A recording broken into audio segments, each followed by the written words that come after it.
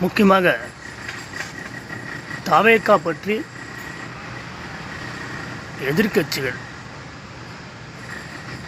எதிர்க்கட்சி தொண்டர்கள்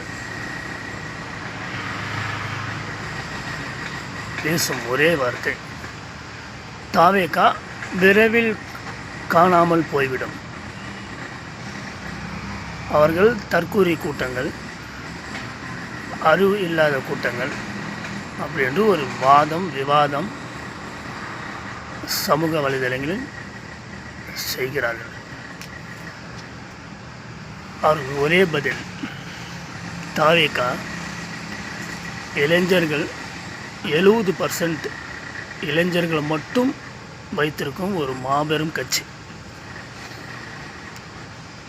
இளைஞர்கள் அதிகம் உள்ள ஒரு கட்சி ஒரு விஷயம், ஒரு விபத்து, ஒரு சூழ்நிலை நடந்து விட்டது என்பதற்காக காணாமல் போய்விடும் என்றால் எப்படி? இது எவ்வளோ பெரிய நகைச்சுவை! எழுதி வைத்துக் கொள்ளுங்கள். 2026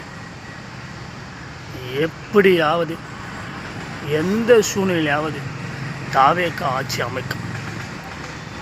அதில் எந்த மாறுபட்ட கருத்தும் இல்லை. உங்களுக்கு அச்சம், அதனால் நீங்கள் பினாத்தி கொண்டு இருக்கிறீர்கள். உங்கள் ஆசை தாவேகா அழிந்து விடும் அப்படின்னு உங்களுக்கு ஒரு ஆசை, அது உங்களுடைய விருப்பம்.